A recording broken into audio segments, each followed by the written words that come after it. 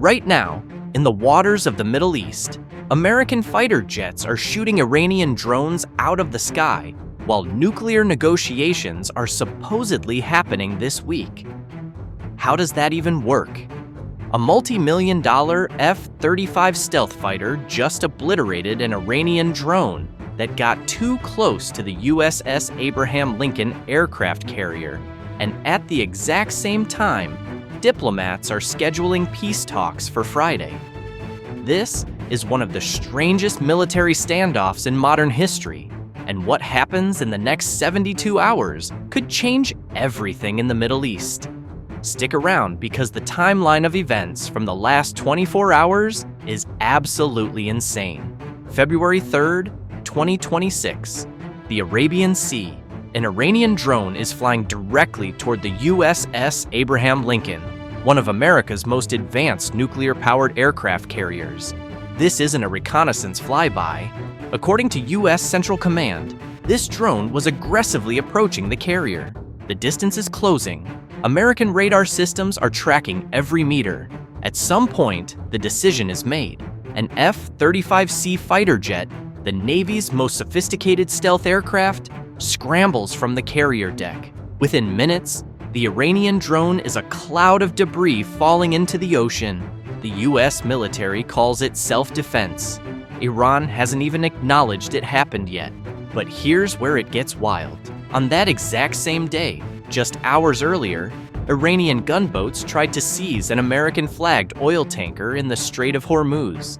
The vessel is called the Stena Imperative. It's a massive tanker carrying who knows what, and it's cruising through one of the most dangerous choke points on planet Earth. The Strait of Hormuz is only 30 kilometers wide at its narrowest point, and nearly 1/3 of the world's oil passes through it every single day. Iranian Revolutionary Guard boats, small but heavily armed, approach the tanker in pairs. 3 sets of boats, 6 total, plus a drone overhead. They're not just watching. According to U.S. Central Command, they threaten to board and seize the ship. This is basically maritime piracy with a military uniform. The Stena Imperative does what any smart captain would do. It increases speed and keeps moving.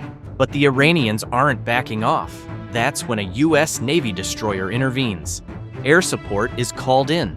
When the message is clear, touch that tanker and find out what happens. The Iranian boats eventually back off. The tanker continues its journey. Crisis averted. Except it's not really averted, is it? Because less than 12 hours later, that F-35 is shooting down a drone near an aircraft carrier. 2 separate incidents. Same day, same region, and somehow nuclear talks are still happening this Friday. Let's talk about those talks because this is where the story gets even more bizarre. President Donald Trump has spent months threatening Iran with military action. After the U.S. bombed Iranian nuclear sites last summer, Trump sent an entire naval battle group back to the Middle East. The USS Abraham Lincoln Carrier Strike Group arrived in the Arabian Sea in January 2026, and it's been sitting there ever since like a floating fortress. Trump told Iranians last month that help is on its way during massive anti-government protests that turned deadly. He's also said that bad things will happen if Iran doesn't make a deal. That's not exactly the language of diplomacy. That's a threat. And yet, talks are scheduled for February 7th. U.S. envoy Steve Witkoff is the man tasked with pulling off this negotiation. According to White House spokeswoman Caroline Leavitt, Witkoff is still expected to have conversations with the Iranians late this week, despite the drone being shot down. Think about that for a second. Your military just destroyed their drone. Their boats just tried to seize your tanker, and you're still planning to sit down for tea and nuclear negotiations in 48 hours. Either this is next-level diplomacy, or everyone involved has completely lost the plot. Iran's president, Masoud Pezeshkian, says he's willing to talk, but only if the negotiations are free from threats and unreasonable expectations. He posted on social media that he's instructed his foreign minister to pursue fair and equitable negotiations, provided there's a suitable environment. But here's the catch. Iran insists the talks can only focus on the nuclear program. not their ballistic missiles, not their support for proxy forces across the region, just nukes. The United States, on the other hand, wants everything on the table. They want Iran to stop enriching uranium, dismantle their missile arsenal, and cut support for groups like Hezbollah and the Houthis. These are not compatible negotiating positions. Multiple countries have offered to host the talks. Turkey, Oman, Saudi, and several others in the region are raising their hands, saying, "Pick us." Iran's government says the venue and timing are not a complicated issue, which is diplomatic speak for, "We haven't actually agreed on anything yet, but we're pretending it's fine." Meanwhile, Israeli Prime Minister Benjamin Netanyahu told Witkoff during a meeting in Jerusalem that Iran cannot be trusted. Netanyahu has his own reasons for wanting these talks to fail. If the US cuts a deal with Iran, Israel loses its biggest geopolitical argument for military action. So you've got the US and Iran pretending they want peace, Israel saying don't trust them, and gunboats playing chicken in the Strait of Hormuz. What could possibly go wrong?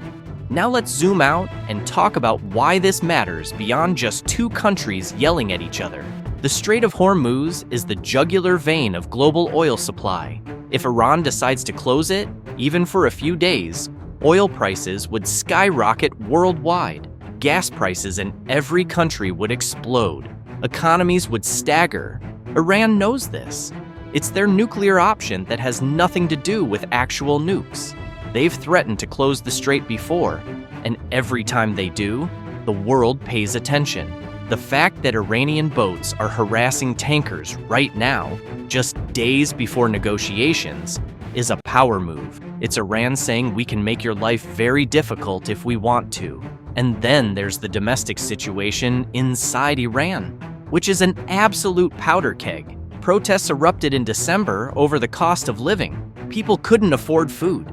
When the demonstrations spread nationwide and turned into full-blown anti-government riots. The Iranian government cracked down hard, really hard. Official numbers say more than 3,000 people died, but they claim most were security forces and bystanders killed by terrorists.